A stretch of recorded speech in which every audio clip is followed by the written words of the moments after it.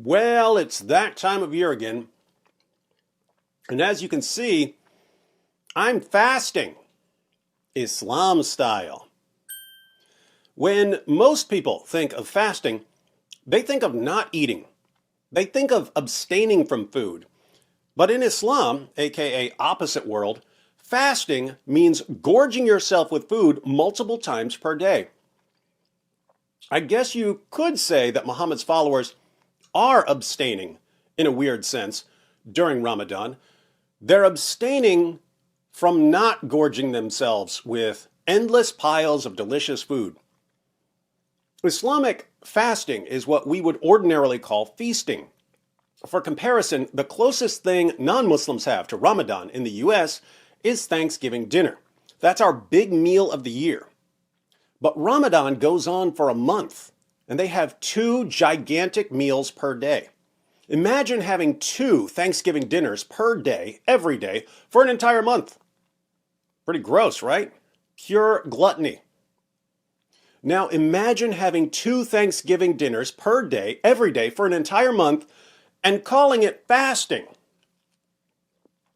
Imagine gorging yourself with food until you almost pass out, multiple times per day, over and over again, day after day, while you announce to the world, "See how devout I am? I'm fasting."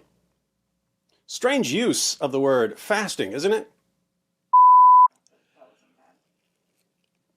All right, now what? Ooh. Gordita.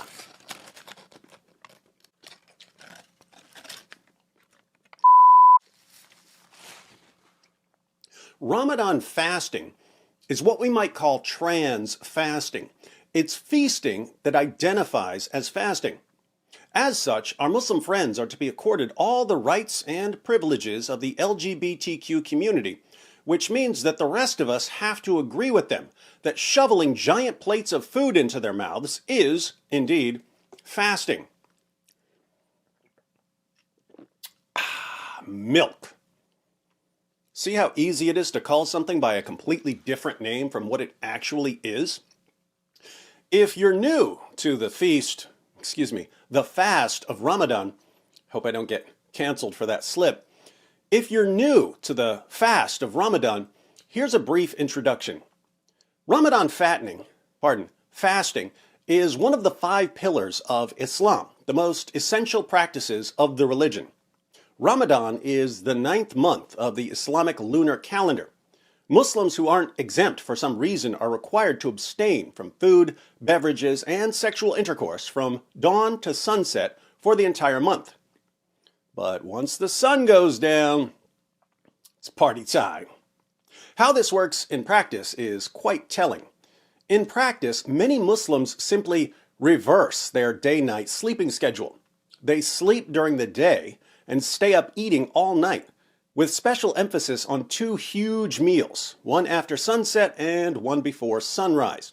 So, in practice, Muslims who are fasting get together and gorge themselves with food at night, then gorge themselves with food early in the morning, then sleep all day. They wake up in the evening after a long day of sleeping and gorge themselves with food again. Then they snack all night and gorge themselves again early in the morning and again sleep all day. They repeat this cycle for an entire month.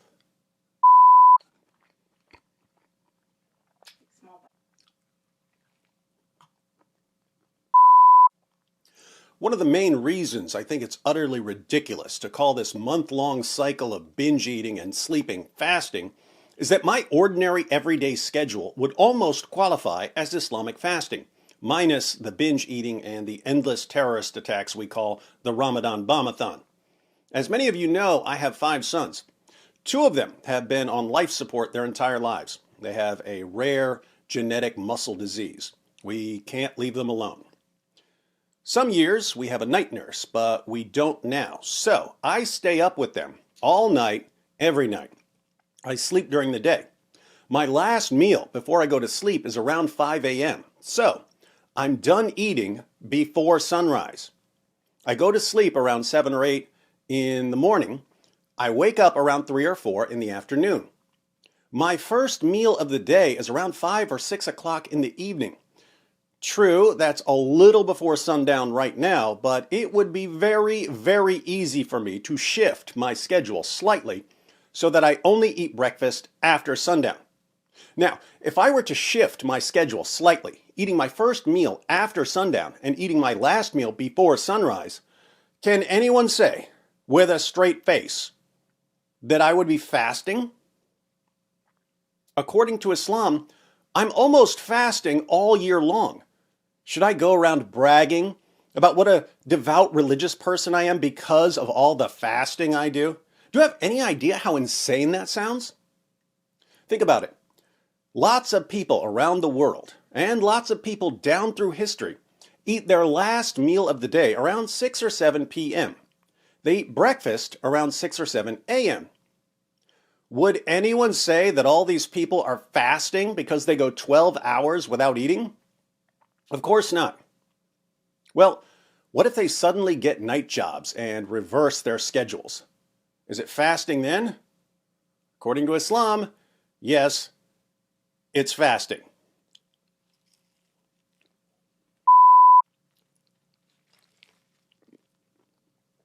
Wow, that is a delicious chicken sandwich. Ah! It's Chick-fil-A. It's a Christian chicken sandwich. On behalf of cultural critics everywhere, I would like to issue this heartfelt apology to the trans-fasting community for hurting their religious feelings by devouring a delicious Christian chicken sandwich during the month of Ramadan. Ramadan. I gotta have some of these waffle fries, though. I call them fasting fries. If I got paid for product placement, I could buy Twitter from Elon. This is bad. I'm stuffed. How do I keep this up for an entire month? I need to go purge. All right, I'm back and ready for Ramadan round 2. According to scholars, Ramadan is Arabic for eating disorder.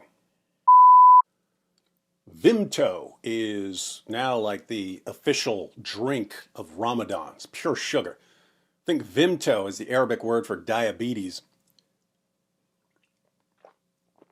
Tastes like carbonated cherry pancake syrup.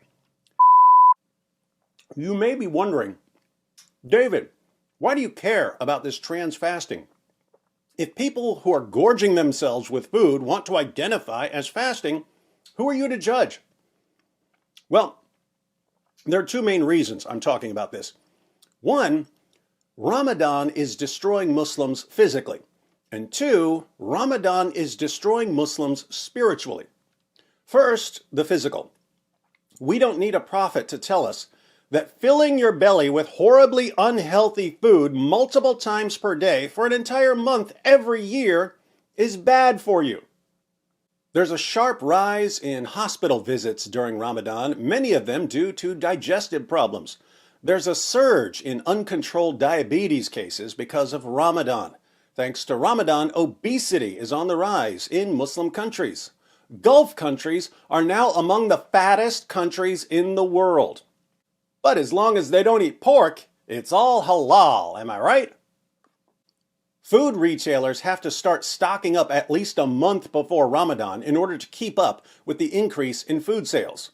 Food bills increase by 50 to 100% during the month of fasting. And depending on the area, food bills can increase much more. Medical journals still find this confusing.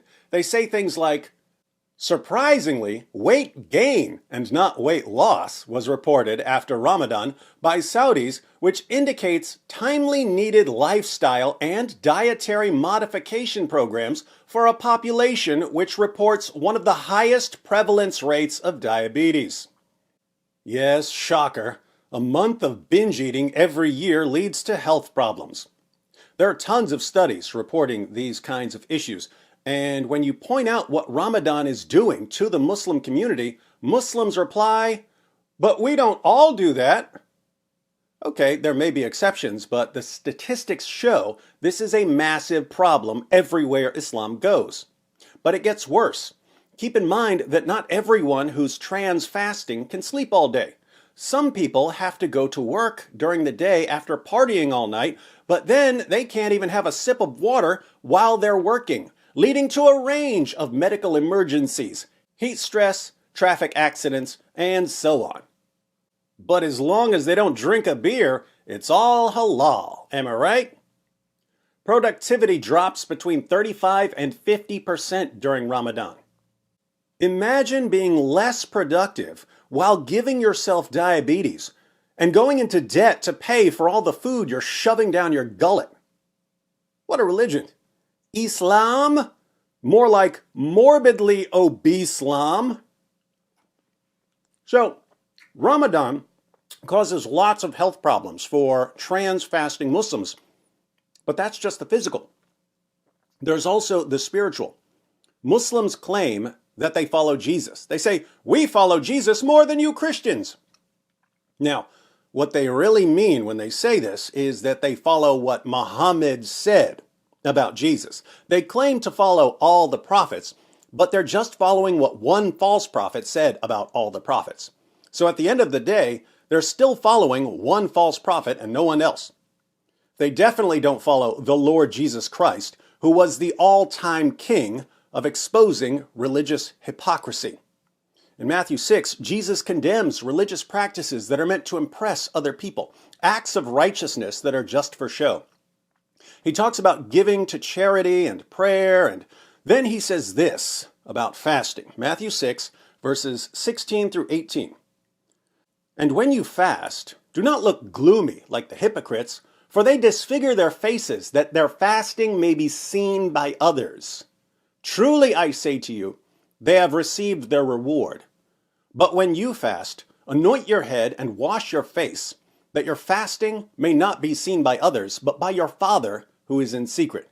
And your Father, who sees in secret, will reward you.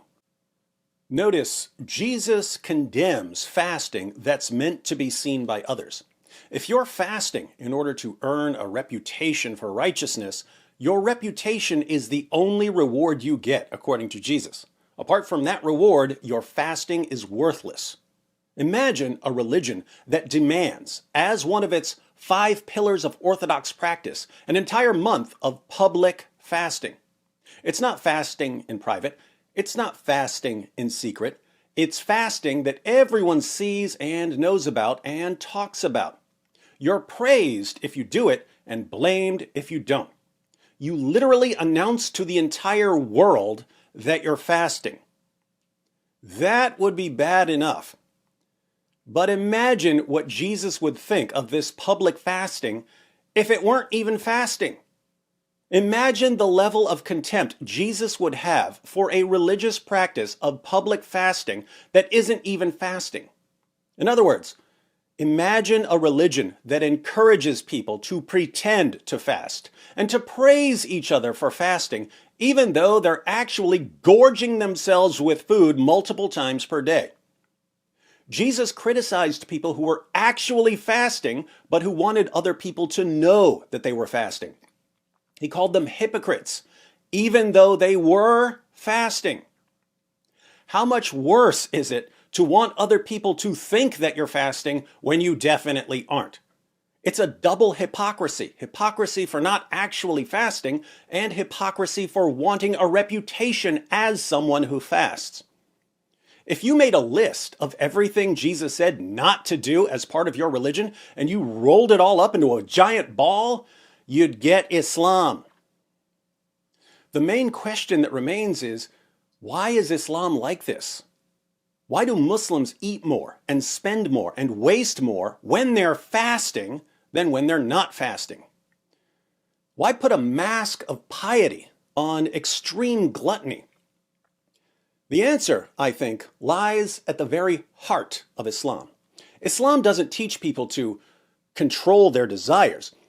Islam encourages people, the men especially, to carry their desires to perverse extremes. But it only allows them to satisfy these desires within an Islamic framework, thus trapping people with their own desires and using these desires in the service of the religion. For instance, if a non-Muslim man goes clubbing regularly and has sex with 100 different women, Islam will condemn him as a fornicator. But if this same man converts to Islam and joins the jihad movement, he can marry 4 women and take home sex slaves after every battle and be perfectly righteous before Allah, even if he has sex with 100 different women. Notice, same desire in both cases, sex with lots of women. But one is acceptable and the other is unacceptable, based on whether it's advantageous to Islam. Likewise, if a psychopath goes on a killing spree, he's surely going to hell, according to Islam. Unless, of course, he goes on a killing spree as a terrorist attack for the sake of Allah as part of the Ramadan bombathon, in which case his violent massacre will earn him a one-way ticket to paradise, where he'll spend eternity deflowering virgins. The psychopath wants to kill either way, but Islam provides the framework for pleasing Allah while satisfying the desire.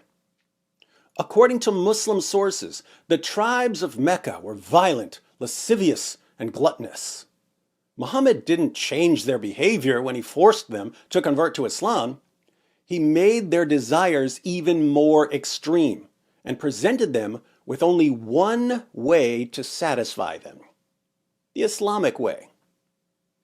When you can take the lowest, most animalistic part of people and convince them that it's the best part of them and that they're serving God by killing and raping and shoveling food in their faces, you've just made yourself an army. Hence, the rapid spread of Islam. Should we be surprised that Ramadan is a month-long series of gluttonous feasts that Muslims call fasting and view as one of their highest religious duties? Not at all. When Muhammad is your prophet, you don't have someone who can give sight to the blind or raise the dead. You only get one miracle. What's the one miracle in Islam? It's this: Islam takes behavior that's normally regarded as selfish and harmful and miraculously transforms it into the will of God.